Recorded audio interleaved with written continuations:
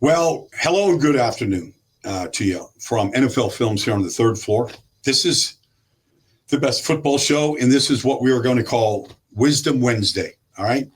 And here's what we're going to do. We're going to talk about 5 of these games and what the teams need to do in these games to pull out a win or play better than they did a week ago.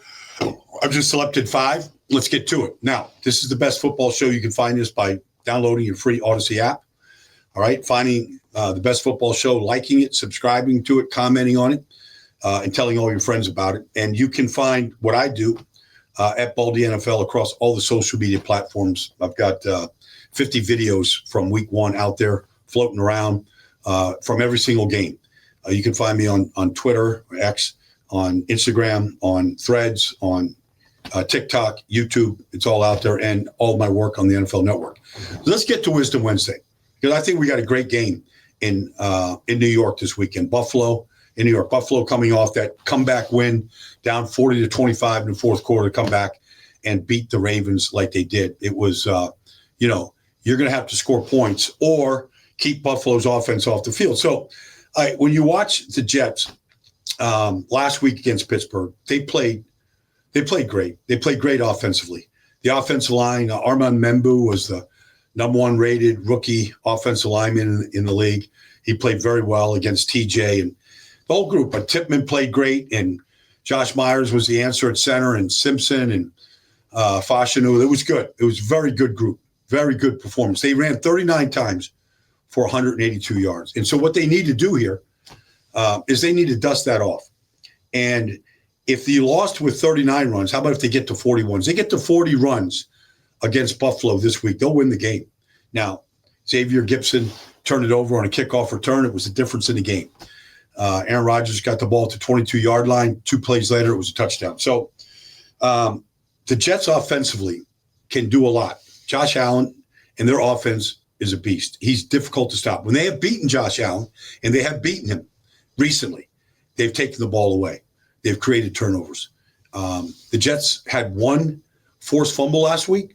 Quentin Williams got a forced fumble, but they didn't capitalize on it. So, but my real wisdom here is the way that the Jets ran the ball. They ran it with quarterback option. They ran it with 2 backs in the backfield, and Braylon Allen and Breece Hall. They ran it with Breece and 2 tight ends. They ran quarterback keepers. They ran a lot of different ways. And look, Buffalo gave up 238 yards rushing to Baltimore. Now, that's not sinful. They still won the game. And that is Lamar Jackson and Derrick Henry. And the Jets aren't that, but they're very good. Breece Hall looks like he did his first and second year in the league before he tore his ACL. He looked very good. His vision was spot on. His explosion was very good. Braylon Allen isn't Derrick Henry. Nobody in this league is, but he's a big, powerful back. I mean, you watch that 8-yard touchdown run right up the middle, like he's carrying Pittsburgh Steelers on his back into the end zone. It was impressive. So, like I could get a little bit further into wisdom and just say, the Jets gave up 3 big plays in that game that were because of, broken assignments. And they've got to clean that up, and they got to clean the penalties up. 7 penalties for 74 yards. I'm sure Aaron Glenn is ticked off about that. But there were so many good things by the Jets. So this is a division game, first division game for either team. Those go a long way sometimes when you win the game. That counts as 2 tiebreakers, anything that might happen later on.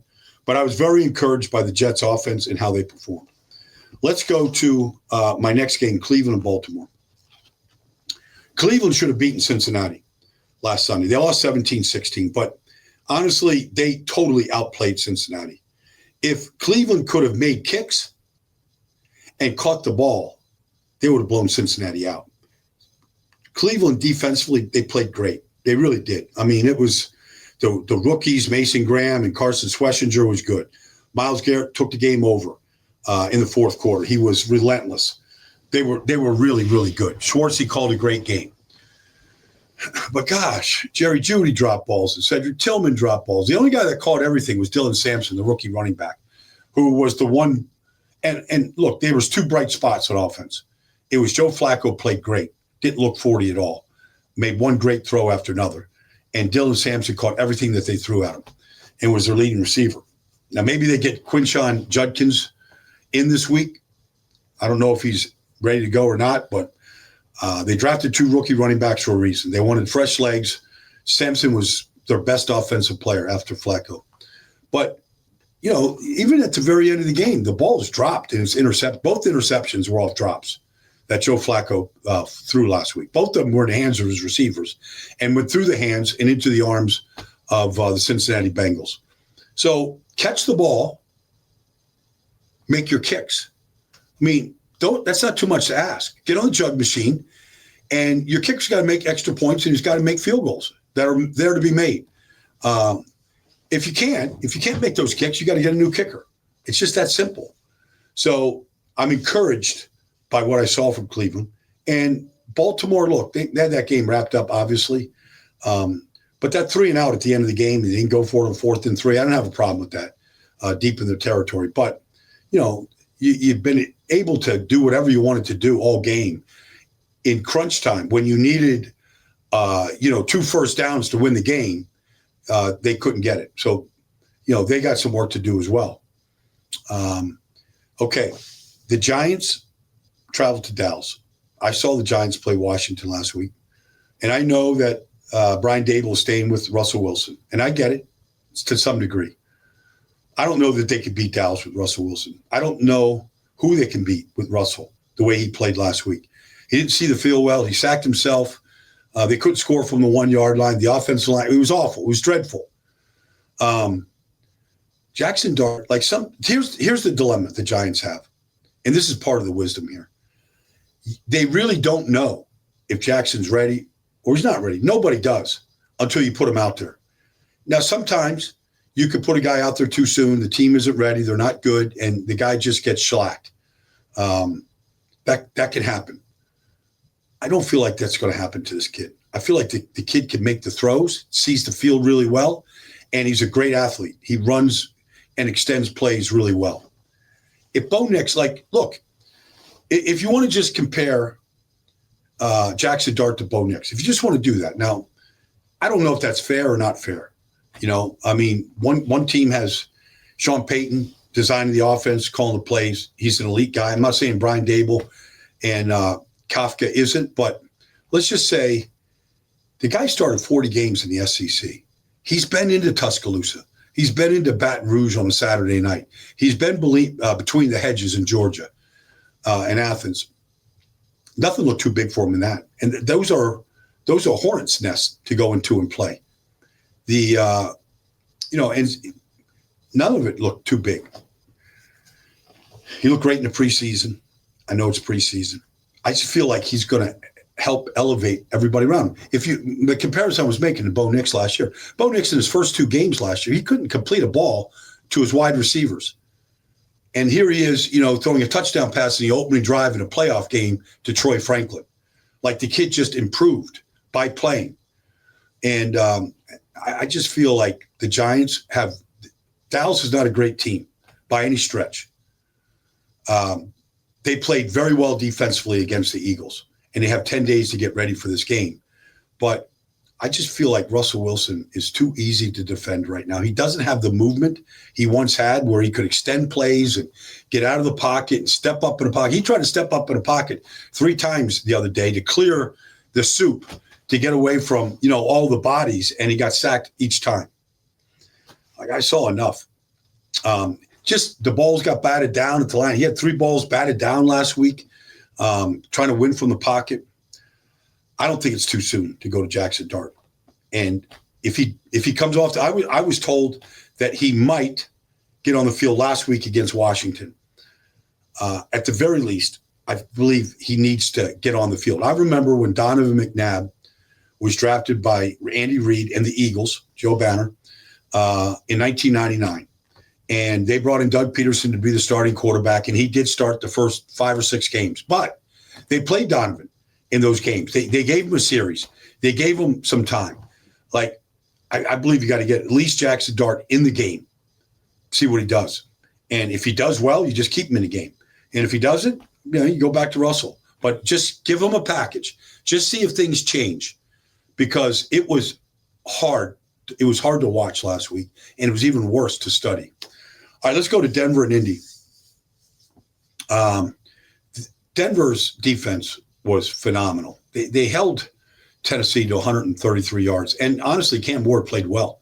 I mean, they dropped some passes on him, and he threw the ball on rhythm and timing and hit his back. I mean, he was impressive the way he played the game. Now, they didn't do enough, but they got 3 takeaways, and they got some extra at-bats. All right. Denver's offensive line came to work in the fourth quarter, and they started running the ball a lot better, and they looked better at the end. But let's look at Indy here, because Indy had Miami shut out deep into the fourth quarter, 30-0, before Miami could put anything together. And Lou Anarumo is engineering that defense right now. So I feel good about that. But the key to Indy was, yes, they got the 3 takeaways in the first half. But I thought Daniel Jones played the best game I've seen him play maybe ever. And what it was a great job of game planning by Shane Steichen and play calling by Shane, because they really simplified what Daniel Jones had to do. Like, it was really like paint by numbers. It's either you go here or you go there. Like, it was just declarative. And when Daniel Jones has a clean picture and he can just not think about it, not try to read complex coverages, but they've already done that work for him with the play design and the formation, he was outstanding. And Tyler Warren is a great target. He was a great player in the game. I mean, his blocking was outstanding. The way that they got him the ball was very good. The way they used him and found guys, Pittman, off the ball where they double covered Tyler Warren. Denver will see a much better offense and a much better designed offense this week. Now, they are an elite defense. They had sacks galore last week. They have run 5-man pressures. If you have a weakness up front of the offensive line, one of their pass rushers, and they've got 6 good ones, one of their pass rushers is going to exploit you. So when you rush 5, you're going to play some man coverage behind it. And so the Shane Steichen have the right man beaters behind it when they come after you with 5 or 6, 6-man pressures. So that's something to look forward to in that Indianapolis-Denver game. 2 teams, 1-0. Denver trying to get back to 2-0 to face the Chargers next week. The final game is Sunday afternoon. I'll be in Kansas City for Philadelphia and Kansas City, a rematch of the Super Bowl.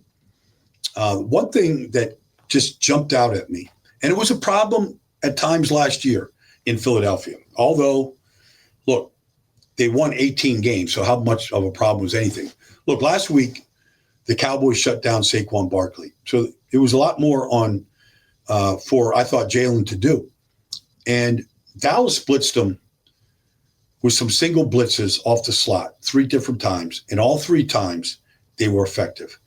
And on the 3 times, Philadelphia had a hot read. In fact, one time, Saquon Barkley is clapping for the ball, and Jalen, here comes Trayvon Diggs off the edge and didn't have an answer for it, didn't feel it, didn't see the hot read to Saquon.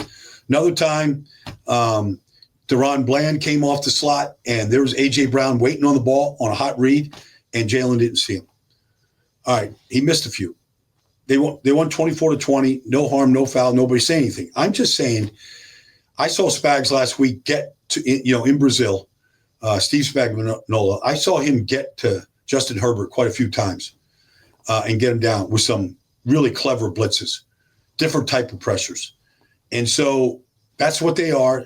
That's what Spags does. That's how Kansas City plays.